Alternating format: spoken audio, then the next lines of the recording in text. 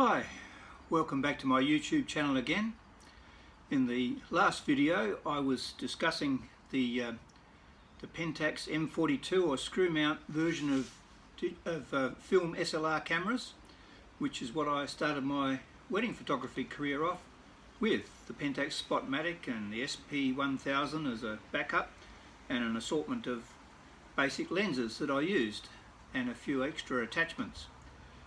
Progressing from there, I moved on to the Pentax K-mount cameras.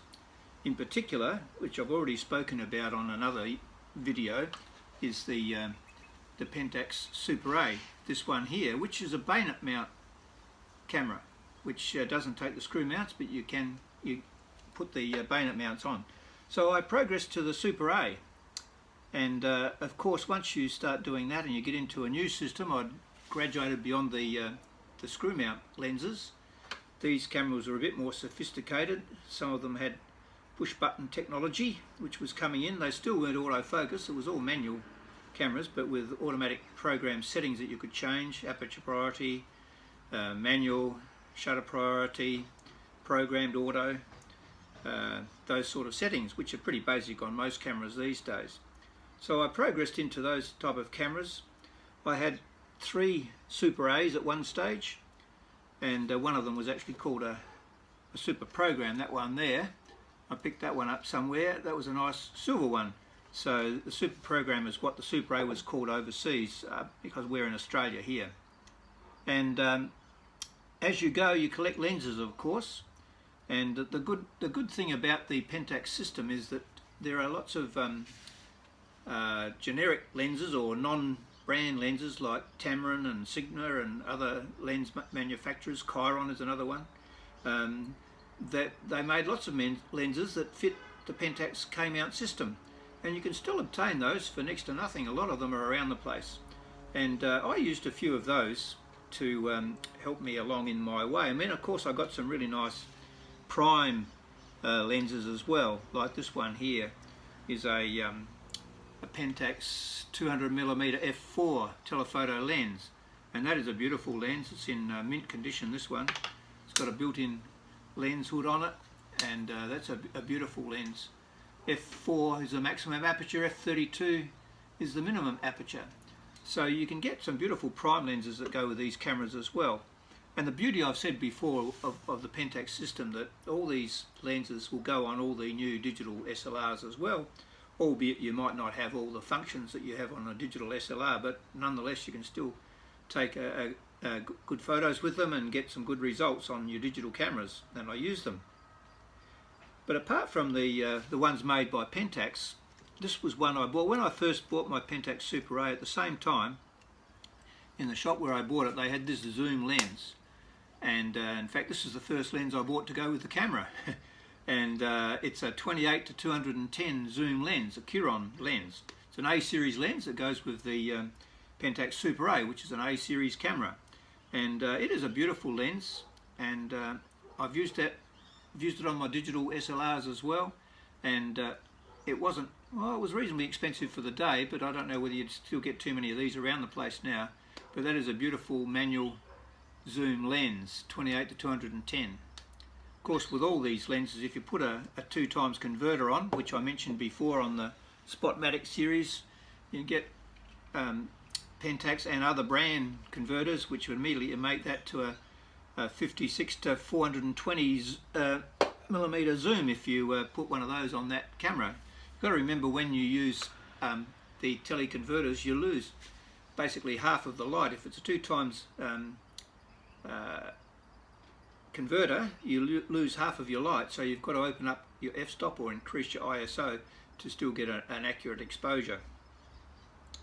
So that was a non-Pentax zoom lens, which is a beautiful one. There's another, my favourite lens in my whole system is this manual focus Pentax lens, and this is the Pentax 28 to 135 f4 to f22 zoom lens, and it is a beautiful lens, and it's constant. The zoom is constant all the way through. In other words, on some zoom lenses, as you zoom in and out, the maximum aperture will change, but with this it stays constant all the way through. And this is a beautiful lens, and I've used this lots of times, and also on my SLR, digital SLR cameras as well. So I'd highly recommend if you can get hold of one of these. This one I've had for quite some time.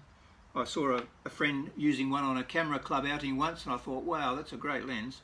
And as soon as one came up on the second-hand market, I snapped it up.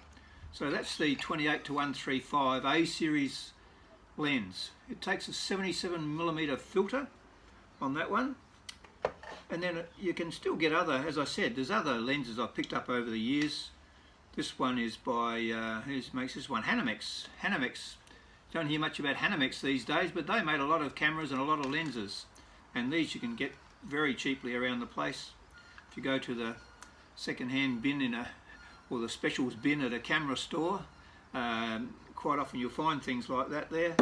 And then this one also here is a Tamron, and these are K-mount lenses. This is a Tamron, and this is a also a 70 to 210mm zoom, and that works on these cameras, and it works well. So I've also got a couple of Pentax KXs. They weren't the A series, they came out before the A series cameras. And then also the where is it? Is it that one? Yeah, Pentax MG is another one of these series. Beautiful camera, compact little camera, very well built. On this one I've got a f2.8 100mm fixed telephoto lens, and that is a beautiful portrait lens, and that you can use that on digital SLRs as well. It's a beautiful portrait lens, and once again that's got a little built-in lens hood as well on that.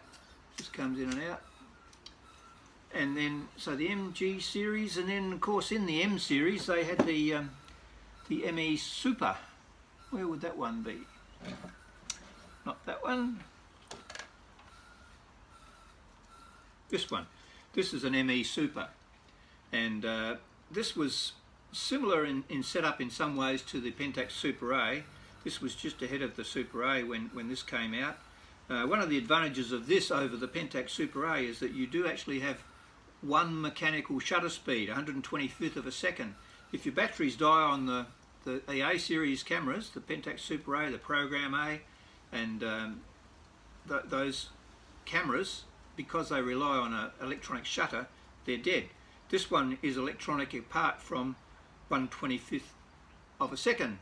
And I was out on a special outing. I occasionally got called in to do jobs by friends and whatever, and I was doing this very special function one day in which the Governor of South Australia was actually the patron of this organisation, National Council of Women they were called.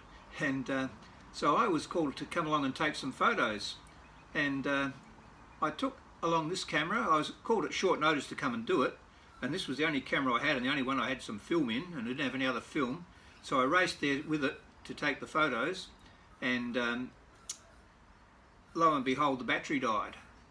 I had a flash to sit on here to take some flash photos.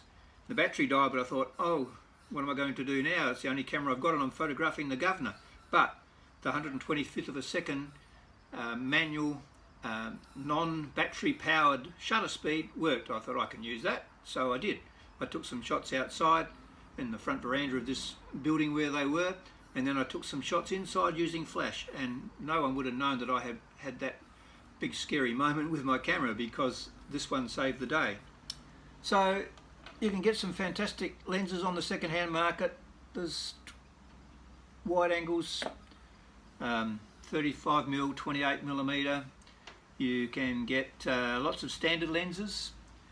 There's a guy called Lee Hazel who has his own channel on YouTube, and Lee has gone through a lot of these lenses, particularly the standard ones, and there are other people too that specialise in telling you all about the Pentax lenses. So the Pentax system, this is where I went to after I moved on from the Pentax Spotmatic, and I used this for quite some time until, and I have mentioned this elsewhere, I then moved into autofocus cameras, starting off with the Pentax SFXN, and then moved into the Pentax MZS, still film cameras. So all these lenses fit on those cameras, of course, using manual focus, but then you get this whole array of autofocus lenses that go on the autofocus cameras. We're still staying with Pentax. I do have other brands in my collection, and a whole wide range of different cameras, so we'll reveal them as we go. I'm going, as I said in the last video, I'm going to start putting photos of, I've been taking still shots of all of these lenses and cameras, and I'm going to be putting them on my Jeff Thompson's Trading Post blog over the next few days, and foreshadowing that there might be a sale coming up when the pandemic's finished, and I'm hoping to offload a lot of these cameras and lenses, except that I'll be reluctantly doing so because they become like children if you're a person who suffers from gas or gear acquisition syndrome, which most of the photographers out there will know what that is. So, but I've got to the point where I've got to get rid of a lot of this equipment, and maybe then I can economise and just get the things that I really need, other than the things that I like to play with. So thanks for watching, and look out for new little segments like this. I'm going to progressively work through this collection, and then, as I say, when the pandemic's, I'm going to have a sale by the time the pandemic's over. So watch this space, and thanks again for watching. Now I think I can find this little gadget to turn this off today. See you later.